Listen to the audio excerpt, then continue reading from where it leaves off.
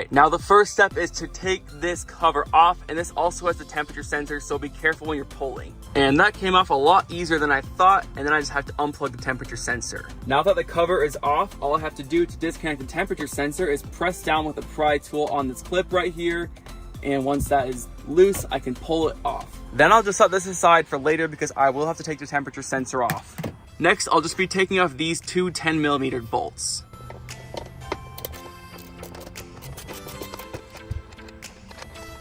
All right, the first bolt is officially out. It took forever.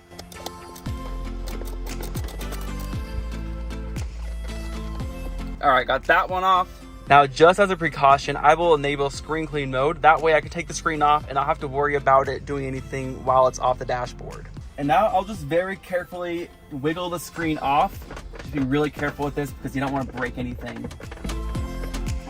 Okay, it took a little bit of extra manpower. I thought it was gonna be a lot easier to take off, but once you have it loose, you just have to very carefully set it down so you can unplug this. Now I'll just use my Torx T25 screw on this screw and this screw to take this plastic cover off.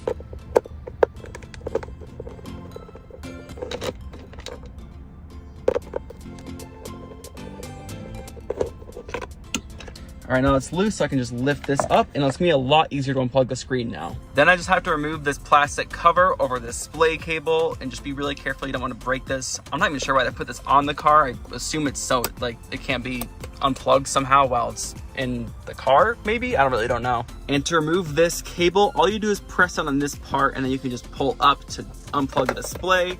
And now the display is off the car. It's kind of heavy. It's like gotta be like 2 pounds at least. And for now, I'll just leave the display in the back seat so it doesn't get in the way of anything. I was kind of curious how this would look in the driver's point of view. And if you look like just like this, it looks like there was never even a screen. Now I'm just gonna use this bracket and I'm gonna slide it in just like this with this part on the bottom. After I put the bracket in, I tilted it this way so I can easily put these 10mm bolts back in.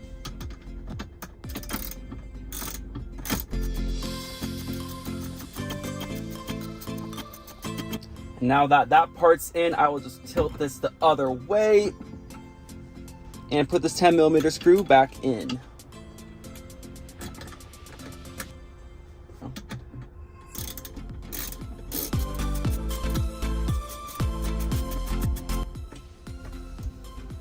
All right, now both of these are back in, so I can go to the next step.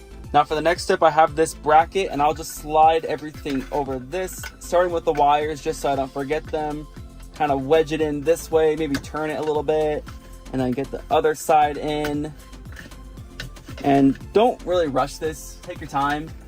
This is honestly taking me longer than I thought. So now we have it all set up, and it actually is gonna look pretty good. I thought it would look like really weird on the edges, but it's gonna actually look really nice once it's in all the way, obviously. I've actually run into a little bit of an issue with this. It's nothing with the actual product, it's with Tesla's manufacturing.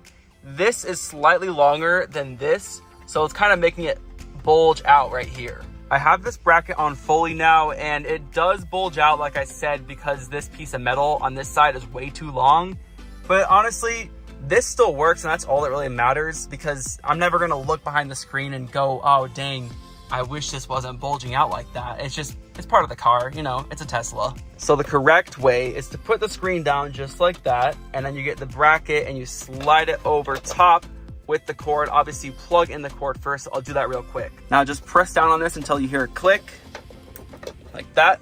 And now you can easily slide the bracket over top without having to deal with anything.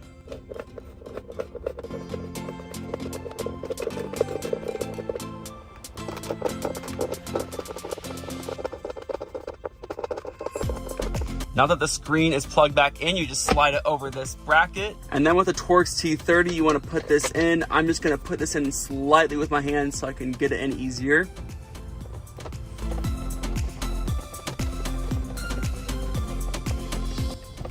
Then you just take the temperature sensor out, and you have to take some Torx T5 screws out. I forgot to mention that in the beginning. And it just looks like this. And they give you this for 2021 plus, and this for 2017 to 2020. Now the temperature sensor is installed into the new housing. Now all I have to do is plug the temperature sensor back in. So here, click. So now I've been using this swivel screen for about 2 days, and I'm really enjoying it so far. I like how I can get rid of the glare